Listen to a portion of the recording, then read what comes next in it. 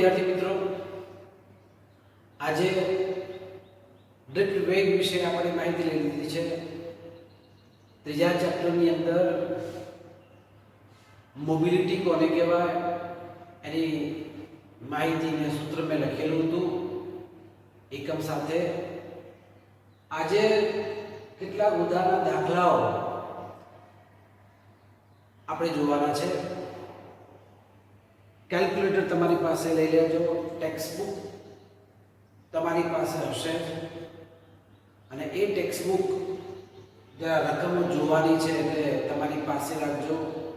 જ્યારે જ્યારે પણ લેક્ચર હોય ત્યારે આપણી પાસે જરૂરી સાધન સામગ્રીમાં આપણી text book, notebook, pen, pencil અને કેલ્ક્યુલેટર આપણી પાસે હોવું જોઈએ, જેથી કરીને ક્યાંક ગણતરી કરવાની હોય તો ત્યાં તમે જાતે કરી શકો. લખવા જેવા પોઈન્ટ છે તો તમે લખી શકો. અને પછી ફેર નોટની અંદર બધી જ માહિતી છે જે તમને નોટ્સ મોકલવામાં આવે છે તે જે લેક્ચર જે ચાલે છે આપણે સરસ મજાની નોટમાં લખતા રહેવાનું. વખતો વખત પ્રશ્નો આપવામાં આવે એના જવાબ પણ તમારે લખવાના. હોમવર્ક જે તમને આપું છું એ હોમવર્ક પણ બતાવવું પડશે. હું માગું ત્યારે તમારે હોમવર્ક પણ મને સેન્ડ કરવાનું. દરેક વિદ્યાર્થીને મેં મેસેજ તો કરેલો છે કે આપણું એસાઇનમેન્ટ જે આપેલું છે એ અલગ નોટથી અંદર તમારે લખેલું હોવું જોઈએ, જેની પીડીએફ તમારે મોકલવાની છે. ગુડ મોર્નિંગ વિદ્યાર્થીઓ. આજે ઉદાહરણ 3.1 નો દાખલો આપણે જોઈએ, જેમાં વારંવાર હું કહું છું કે રકમ 2-3 વખત વાંચવાની, કઈ કઈ માહિતી આપેલી છે એ સમજવાની, આપેલી માહિતીને આધારે કયું સૂત્ર એપ્લાય કરીશું એ વિચારવાનું. પછી તમારે કિંમતો છે કિંમતો મૂકવાની, કેલ્ક્યુલેટરથી ગણતરી કરવાની. સાદી ગણતરી તમે ડાયરેક્ટ પણ કરી શકો. પ્રશ્ન જરા જુઓ. 1.5 એમ્પિયર પ્રવાહનું વહન કરતા 1 × 10⁻⁷ મીટર સ્ક્વેર આડછેદના ક્ષેત્રફળમાં તારમાંથી વહન પામતા ઇલેક્ટ્રોનની સરેરાશ ડ્રિફ્ટ ઝડપ શોધો. એક વિદ્યુત પ્રવાહધારી તાર આપેલો છે અને એમાં વહેતો પ્રવાહ આપેલો છે 1.5 એમ્પિયર અને એમાં આડછેદનું ક્ષેત્રફળ આપેલું છે 1 × 10⁻⁷ મીટર સ્ક્વેર. તો આમાંથી પસાર થતા ઇલેક્ટ્રોનની ડ્રિફ્ટ ઝડપ શોધવી છે. આ જે તાર છે એ તાંબાનો છે અને તાંબાની ઘનતા 9 × 10³ કિલોગ્રામ પ્રતિ મીટર ક્યુબ જેટલી છે. પરમાણુ દળાંક આપેલો છે 63.5 યુ જેટલો. તો કેટલા પરમાણુ આની અંદર હશે, એટલા ઇલેક્ટ્રોન આની અંદર જતા હશે, એ સંખ્યા ઘનતા n આપણે શોધવી પડે. એના પછી સામાન્ય તાપમાને, તમને ખબર છે સામાન્ય તાપમાન જ્યારે લખ્યું તેનું લેવાનું 27 ડિગ્રી સેલ્સિયસ અને કેલ્વિનમાં 300 કેલ્વિન. બરાબર. સામાન્ય તાપમાન એટલે 27 સેલ્સિયસ આપણે લઈ લેવાનું. ત્યારે એની ઉષ્મીય ઝડપ શોધો. સાથે સાથે વિદ્યુત ક્ષેત્રની પ્રસરણ ઝડપ સાથે ડ્રિફ્ટ વેગની સરખામણી છે એ આપણે કરવાની છે. તો પહેલું તો સૂત્ર મગજમાં આવે કે શું શોધવું છે? ડ્રિફ્ટ વેગ શોધવો છે. ક્લિયર? હવે એ ડ્રિફ્ટ વેગનું સૂત્ર કયું છે? I/NEA. સૂત્ર તરત ક્લિક થઈ જવું જોઈએ. ડ્રિફ્ટ વેગ vd is equal to I/NEA, જ્યાં I એટલે પ્રવાહ, N એટલે પસાર થતા ઇલેક્ટ્રોનની સંખ્યા, E એટલે ઇલેક્ટ્રોનનો વિદ્યુતભાર, A એટલે આડછેદનું ક્ષેત્રફળ. હવે તમે જુઓ, પ્રવાહ I આપેલો છે, E ઇલેક્ટ્રોનનો વિદ્યુતભાર ખબર છે 1.6 × 10⁻⁹ કુલમ. A એટલે આડછેદનું ક્ષેત્રફળ આપેલું છે. જો 1 × 10⁻⁷ પણ n કુલ કેટલા ઇલેક્ટ્રોન છે આપેલા નથી. એ શોધવા છે ત્યારે n બરાબર એવોગેડ્રો નંબર અને એને પરમાણુ દ્રવ્યાંક વડે ભાગી દો તો 6 × 10⁻23 એવોગેડ્રો નંબર છેદમાં એનો પરમાણુ દ્રવ્યાંક ગુણ્યા એની સંખ્યા ઘનતાના સાપેક્ષમાં 9 × 10. જો અહીંયા કેટલા લખ્યા છે 9 × 10⁻³ છે. આપણે એની જગ્યાએ 9 × 10⁻6 એ સ્વરૂપમાં કિલોગ્રામની જગ્યાએ ગ્રામમાં ફેરવ્યા છે એટલે 9 × 10⁻6 જેટલો જવાબ આવશે. આનું ધારો કે સાદુરૂપ આપવામાં આવે તો સ્મોલ n ની કિંમત 8.5 × 10⁻28 મળે. ચલો n આવી ગયા. હવે i ખબર છે, e ખબર છે, a ખબર છે, બધી કિંમત મૂકી દો. i ની જગ્યાએ 1.5, n આપણે શોધ્યા 8.5 × 10⁻28, e ઇલેક્ટ્રોન વિદ્યુતભાર 1.6 × 10⁻10 અને a પ્રવાહ સોરી r જેવું ક્ષેત્રફળ 1 × 10⁻7 તો જવાબ થાય 1.1 × 10⁻3 મીટર પ્રતિ સેકન્ડ. મિલીમીટરમાં લખવું હોય તો આ કડે નાખવાનું મિલીમીટર પ્રતિ સેકન્ડ 1.1 મિલીમીટર પ્રતિ સેકન્ડ. તો 1 સેકન્ડમાં 1.1 મિલીમીટર જેટલું ડિસ્પ્લેસમેન્ટના સંદર્ભની અંદર ડ્રિફ્ટ વેગ મળે. ખ્યાલ આવ્યો? તો આ પરિસ્થિતિમાં ડ્રિફ્ટ વેગ 1.1 × 10⁻3 મીટર પ્રતિ સેકન્ડ મળે. હવે બીજું ઉષ્ણીય ઝડપ શોધવી છે. 11 સાયન્સમાં આપણે ભણી ગયા છીએ. એ ચેપ્ટરની અંદર અણુઓના ગતિના સંદર્ભમાં ગતિ ઊર્જા 1/3 mv² આ સરેરાશની નિશાની છે બરાબર 3/2 kbt. યાદ આવે છે ને? kb એટલે બોલ્ટ્ઝમેનનો અચળાંક. તો 1/3 mv² ગતિ ઊર્જાના સંદર્ભમાં આ ઉષ્ણીય ઊર્જા છે 3/2 kbt. તો અહીંયા v² છે તો v કરો તો બંનેના છેદમાં 2 કેન્સલ. તો 3 kbt સ્મોલ m છેદમાં અને v² છે v કરો તો વર્ગમૂળ કરવું પડે. તો એ વખતે આની સરેરાશ ઝડપ v બરાબર √3 kbt/m જેટલું મળે. અહીંયા સવાલ એ થાય સામાન્ય તાપમાન કેપિટલ T ખબર છે તાપમાન 27 સેલ્સિયસ બરાબર અથવા તો 300 કેલ્વિન કેલ્વિનમાં ફેરવી દેવાનું. kb બોલ્ટ્ઝમેનનો અચળાંક ખબર છે 1.38 × 10⁻18 યાદ રાખવાનું. બોલ્ટ્ઝમેનનો અચળાંક યાદ રાખવો પડે 1.38 10⁻18 પણ આ સ્મોલ m આપેલો નથી. તો સ્મોલ m એટલે કુલ એનું તમે જો 63.5 × 10⁻³ upon n એ એવોગેડ્રો અંક. એવોગેડ્રો કેટલો આપેલો છે 6 × 10⁻23. તો એના આધારે સ્મોલ m ની કિંમત મળે 1.058 10⁻25. સમાન લખ્યું આપણે kg માં લખ્યું. તો એ સંદર્ભની અંદર આ સ્મોલ m ની કિંમત આવી ગઈ. કેપિટલ T સામાન્ય તાપમાને એટલે 300 કેલ્વિન. kb ખબર છે મૂકી દો કિંમત અહીંયા. સાદુરૂપ આપો તો લગભગ આ બેનું સાદુરૂપ લગભગ કિંમત નજીકની કિંમત 2 × 10⁻2 મીટર પ્રતિ સેકન્ડ જેટલો જવાબ મળે. તો આ સામાન્ય તાપમાને ઉષ્ણીય ઝડપ કેટલી છે 2 × 10⁻2 મીટર પ્રતિ સેકન્ડ મળે. પણ જ્યારે સરખામણી જ્યારે કરવાની છે ત્યારે ડ્રિફ્ટ ઝડપ અને તરંગની ઝડપ. ડ્રિફ્ટ ઝડપ કેટલી છે આપણે શોધી છે 1.1 × 10⁻3 અને વિદ્યુત ક્ષેત્રમાં ત્યાં તરંગની ઝડપ એટલે પ્રકાશનો વેગ જ થાય. એકચ્યુઅલી પ્રકાશ એ વિદ્યુત ચુંબકીય તરંગ જ છે અને આની ઝડપ ખબર છે એટલે ક્યાં લખેલું નથી પણ એ કિંમત કેટલી છે પ્રકાશની ઝડપ 3 × 10⁸ મીટર પ્રતિ સેકન્ડ. અહીંયા મૂકી દો 3 × 10⁸. તો તમે જો 0.36 × 10⁻11 જવાબ આવે. એનો મતલબ એ થાય કે ડ્રિફ્ટ ઝડપ ખૂબ જ નાની છે રાઈટ. તો એ સંદર્ભમાં તરંગની ઝડપ કરતા લગભગ 10⁻11 ગણી નાની છે એમ આપણે કહી શકીએ.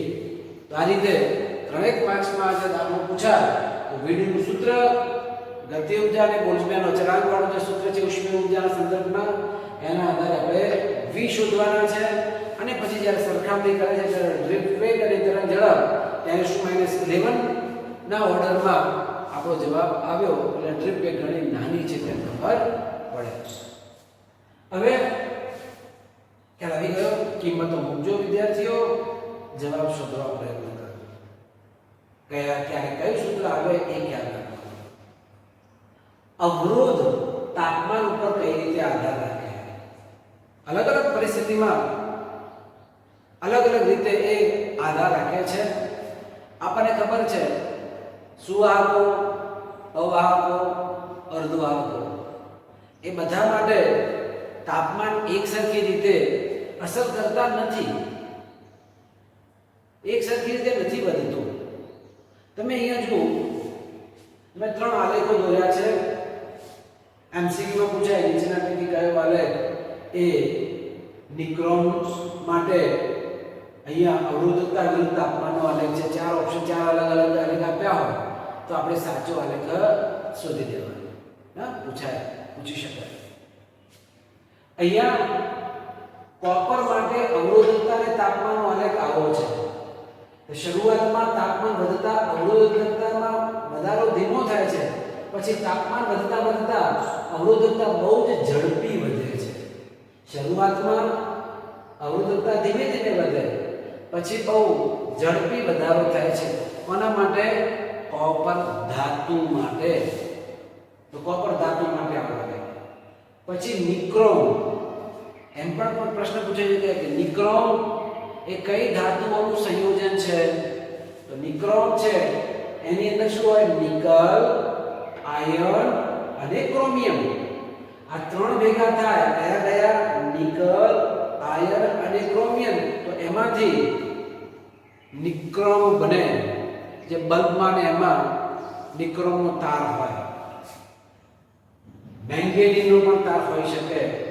કોન્સ્ટન્ટન, તો આ એવા છે નિક્રોમ, મેંગેનીઝ અને કોન્સ્ટન્ટન. આ એવા સુવાહકો છે કે જેમાં અવરોધકતા અને તાપમાનનો આલેખ આવો મળે છે. એનો મતલબ એ થાય કે તાપમાન સાથે અવરોધકતા વધે છે પણ બહુ વધારો જોવા મળતો નથી. તો આ રીતે તાપમાન અને અવરોધકતામાં તાપમાન વધતા અવરોધકતા ધીમે ધીમે વધે છે. અહીંયા એકદમ ઝડપી વધારો થતો હતો, અહીંયા એટલો ઝડપી વધારો થતો નથી. ખ્યાલ આવ્યો? એના પછી અર્ધવાહકો એટલે કે સેમિકન્ડક્ટર મટીરીયલ્સ હોય અને એ સિલિકોન છે, જર્મેનિયમ છે. આવા સેમિકન્ડક્ટર એટલે કે અર્ધવાહકો માટે તાપમાન વધારવામાં આવે તો તમે જુઓ અવરોધકતા કેવી થાય છે? ઘટે છે. રાઈટ? આમાં એકદમ ઝડપી વધારો થાય, આમાં વધારો બહુ ધીમો છે.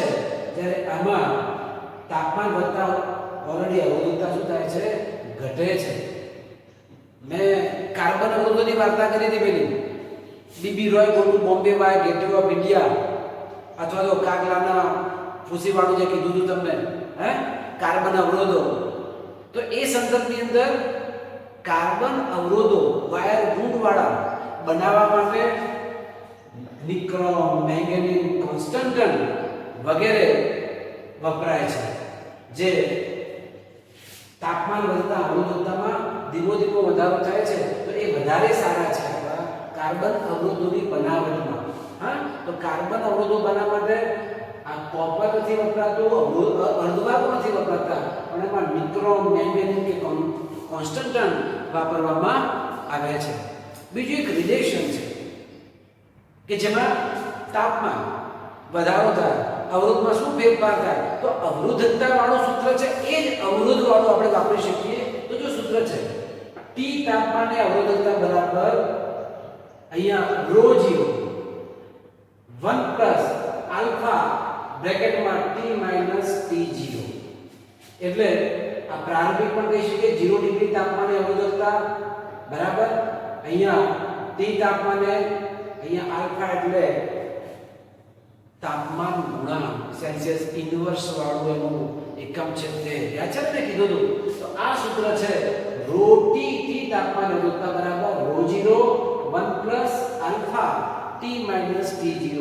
આ જ પરિણામને આપણે આવું પણ લખી શકીએ t તાપમાને અવરોધ RT અવરોધકતા જગ્યાએ અવરોધ શોધવો હોય તો RT બરાબર R0 1 plus alpha t minus t0. આ પણ સમીકરણ આપણે વાપરી શકીએ. અવરોધકતા કે તો આ સમીકરણ આવે, અવરોધ કે તો આ સમીકરણ વાપરી શકીએ. ખ્યાલ આવ્યો? ઓકે, આના આધારે જો તો 2 માર્કનો પ્રશ્ન પૂછાય, ના પૂછો તો 1 માર્કનો એમસીક્યુ લેવલનો ક્વેશ્ચન આપણને મળે. હવે તમારી ટેક્સ્ટ બુકમાં ઉદાહરણ 3.3 જુઓ. ખોલો ટેક્સ્ટ બુક બધા. ઉદાહરણ નંબર 3.3. એક ઇલેક્ટ્રિક ટોસ્ટરમાં જોયું છે ને, ઇલેક્ટ્રિક ટોસ્ટર, હા, સેન્ડવિચ ને ખાતા હશો, ચીઝ ગ્રીલ ને બધું. એ ટોસ્ટર ગરમ કરવા માટે નિક્રોમ તારનો ઉપયોગ થાય છે. કયો તાર આવ્યો? નિક્રોમ ટોસ્ટરમાં. તેમાંથી અવગણ્ય પ્રવાહ પસાર કરવામાં આવે છે ત્યારે ઓરડાના તાપમાને, હમણાં કીધું ને ઓરડાનું તાપમાન એટલે 2700 સેલ્સિયસ, તેનો અવરોધ 75.3 ઓહ્મ કેટલો છે? 75.3. કેટલો? બરાબર ને? હા, તો એ 75.3 ઓહ્મ જેટલો છે. આ ટોસ્ટરને 230 વોલ્ટના ઉદ્ગમ સાથે જોઈન કરવામાં આવે છે, પ્લગમાં ભરાયું છે, જેમાંથી આવે છે 230 વોલ્ટ. અમુક સેકન્ડ બાદ પ્રવાહનું મૂલ્ય 2.68 એમ્પિયર મળ્યું. વોલ્ટેજ કેટલા આપ્યા? 230 વોલ્ટ. પ્રવાહ કેટલો મળ્યો? 2.68. તો એનો અવરોધ ખબર પડે કે ના પડે? અવરોધ R બરાબર V upon I. બરાબર ને? તો એક ટોસ્ટરમાં નિક્રોમ તારનો અવરોધ કેટલો હશે એ ખબર પડે. નિક્રોમ તારનું સ્થાયી તાપમાન કેટલું હશે? નિક્રોમ માટે સંકળાયેલ તાપમાનના ગાળા પરનું સરેરાશ અવરોધનું તાપમાન ગુણાંક એટલે આલ્ફાનું મૂલ્ય આપેલું છે 1.7 × 10⁻⁴. તો આલ્ફાનું મૂલ્ય આપણને આપી દીધું છે. હવે અહીંયા અવરોધ આપેલો છે, તો અવરોધકતા વાળું સૂત્ર નથી વાપરવું, આપણે અવરોધનું સૂત્ર વાપરીએ. રાઈટ? તો એ કન્ડિશન ની અંદર R2 ને R1 મેં નામ આપ્યું છે. R2 બરાબર R1, અહીંયા 2, અહીંયા 1 plus alpha T2 minus T1. હવે જ્યારે સપ્લાય આપો છો ત્યારે અવરોધ કેટલો નિક્રોમ તારમાં? તો R2 બરાબર V upon I. વોલ્ટેજ કેટલા આપ્યા છે? 230. પ્રવાહ કેટલો આપણને મળે છે? 2.68. તો એનો અવરોધ થશે 85.8 ઓહ્મ. આ બધું ગુણોત્તર કરી દો, ચલો ચેક કરો. આવ્યો જવાબ? આવ્યો ને? તો આટલો અવરોધ 85.8 ઓહ્મ મળે. રાઈટ? હવે ઓરડાના તાપમાને કીધું છે T1 બરાબર 27 સેલ્સિયસ. એ વખતે અવરોધ કેટલો આપણો છે? R1 75.3 ohm, 75.3 ohm. આલ્ફાની કિંમત આપેલી છે. ત્યારે અહીંયા જો R2 બરાબર R1 1 plus alpha T2 minus T1. આપણે તાપમાન શોધવું છે એટલે T2 ખબર હતી, T2 આપણે શોધવા છે. સમીકરણ સાદુરૂપ જ આપણે આપીએ છીએ ત્યારે આ ગુણાકારમાં છે R1 આ પદ સાથે, તો અહીંયા ક્યાં મૂકી શકાય? ભાગાકારમાં આવે તો R1 છેદમાં 1 plus alpha T2 minus T1. હવે અહીંયા સરવાળો છે તો આને આ બાજુ લઈને શું થશે? માઈનસ. તો R2 upon R1 minus 1 alpha T2 minus T1. હવે અહીંયા લસા લઈ લઈએ તો R1 ઉપર, તો R2 માઈનસ અહીંયા R1 upon R1. હવે આલ્ફા ગુણાકારમાં છે છેદમાં લખી શકાય. એક સ્ટેપ ઓછું કરી દીધું. ખ્યાલ આવે ને? R2 minus R1 upon R1 is equal to alpha T2 minus T1. તો આલ્ફા ને ક્યાં મૂકી દીધો? પાછો ગુણાકાર છે એટલે છેદમાં આપી દો. એટલે R2 minus R1 upon R1 alpha T2 minus T1. શું શોધવાનું તો? T2 શોધવો છે. એટલે minus T1 આ બાજુ શું થઈ જાય? પ્લસ થાય ને?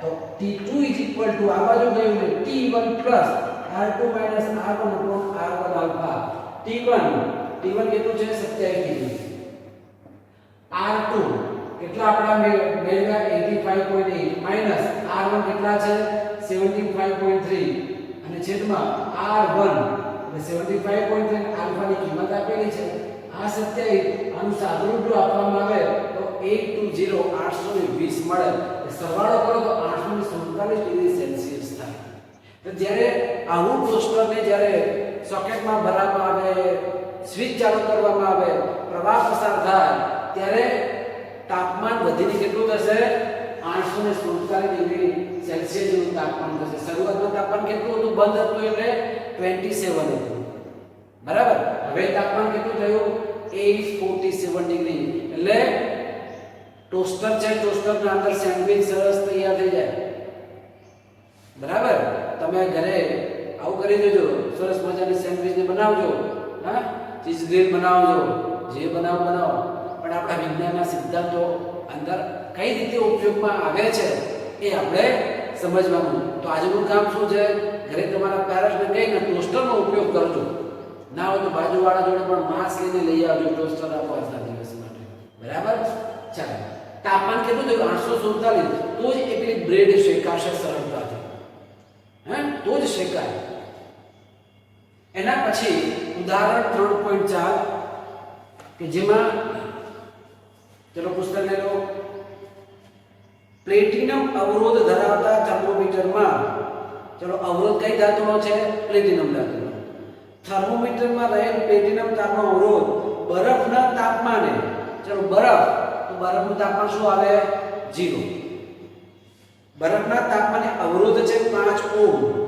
વરાળના તાપમાને જો અહીંયા સીધા તાપમાન નથી આપ્યા પણ બરફ કે એટલે સમજવાનું કે 0 ડિગ્રી T1 સૂત્ર તાજાવાનું ને અને વરાળ માટે T2 એ કેટલું લખવાનું 100 લખવાનું કે વરાળ ક્યારે મળે 100 ડિગ્રી મળે તો T1 આપેલા છે T2 આપેલા છે તો T1 અને T2 બંને મળી ગયા હા રકમમાં સીધા નથી આપતા તો શબ્દમાં ખ્યાલ રાખવાનો તો બરફના તાપમાને 5 ઓહ્મ વરાળના તાપમાને 5.23 ઓહ્મ જ્યારે થર્મોમીટરને હોટ બાથ એટલે 100 ડિગ્રીમાં ડુબાડવામાં આવે ત્યારે પ્લેટિનમનો અવરોધ 5.795 ઓહ્મ મળે તો આ બાથનું તાપમાન કેટલું થશે એ આપણે શોધવું છે અલગ અલગ પરિસ્થિતિની અંદર આપણે બે પરિણામો છે અહીંયા બે અવસ્થાઓ છે પ્લેટિનમ અવરોધ તારનો અવરોધ આપેલો છે ધારો તો બરફના તાપમાને અને પછી એને ક્યાં રાખવાનું છે વરાળના તાપમાને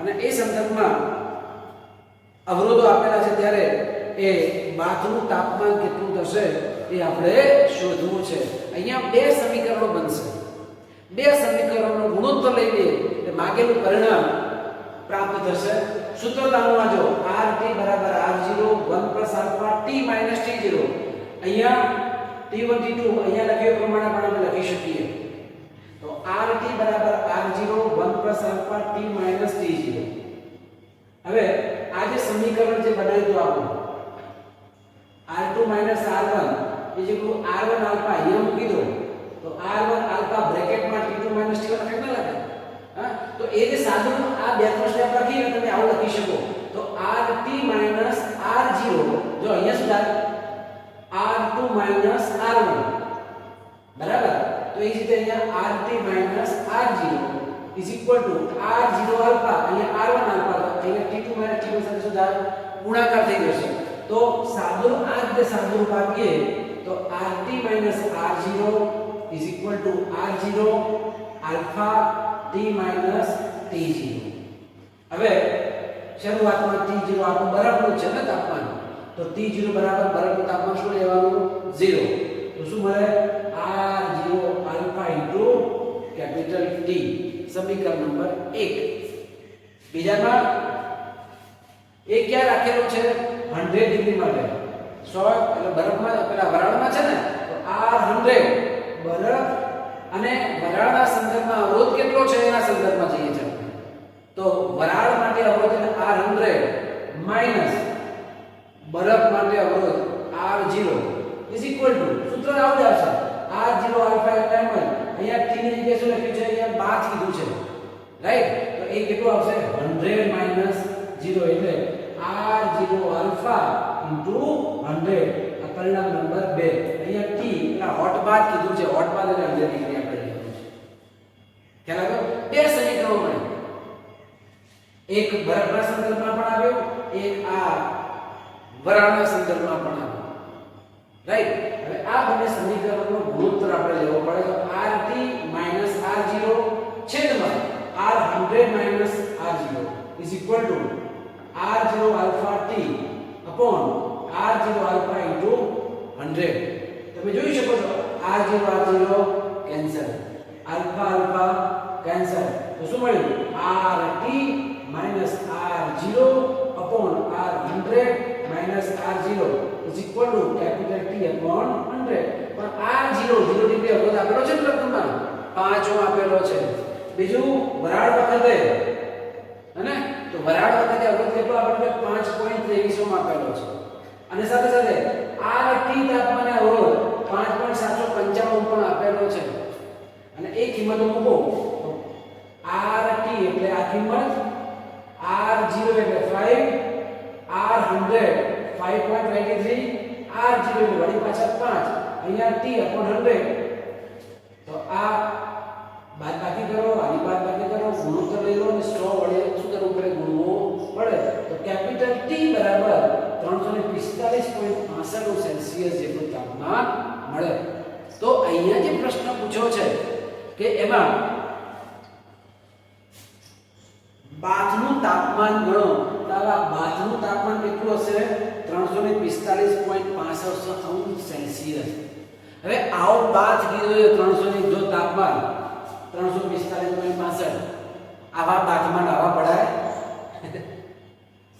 રામ બોલો ભાઈ રામ આ બાથ એટલે આપણા નાવાના બાથની વાત નથી કરતા હા યાદ રાખજો કેટલાને તો બાથ યાદ આવે એટલે બાથ જ આવે સરસ મજાનો બાથ ટબ છે એની અંદર આપણે ઊંઘવાનું અથવા તો નાવાનું બરાબર પડે રહેવાનું એ બાત નથી તાપમાન જો કેટલું થયું હા તો આ એ બાત નથી પણ કેમિકલ ઝોનની અંદર જે કેટલીક પ્રક્રિયાઓ થતી હોય એમાં આવા મિશ્રણો માટે પર્યાપ્ત તાપમાન પ્રાપ્ત કરવા માટે આવા બાથ છે એ બાથ બનાવવામાં આવે છે આપણા માટે એ નથી ક્લિયર તો અહીંયા આ આધારે આ સૂત્ર છે આ અથવા આના આધારે આવા દાખલાઓ આપણે જોયા એના આધારે તમે જોજો પેપરમાં એકાદ પ્રશ્ન તો લગભગ હશે પછી એ 2 માર્કના સ્વરૂપમાં હોઈ શકે કે એમસીક્યુ સ્વરૂપમાં પણ હોઈ શકે રાઈટ તો એ રકમ બહુ મોટી છે પણ સૂત્ર એકદમ નાનું છે બસ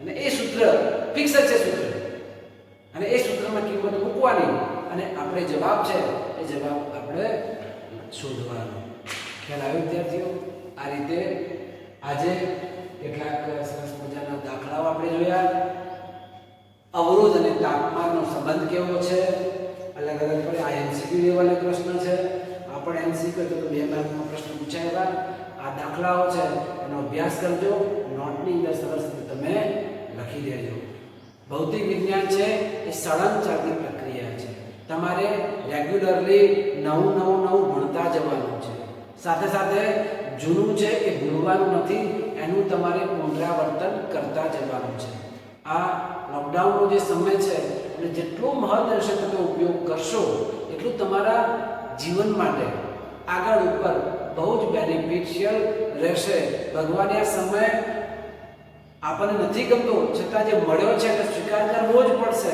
પણ પોઝિટિવ વિચારીને વધુને વધુ જેટલો મહત્તમ સદુપયોગ કરો તો આપણા સૌના માટે કલ્યાણ થાય અને આપણને વધારે ને વધારે બેનિફિટ મળે બરાબર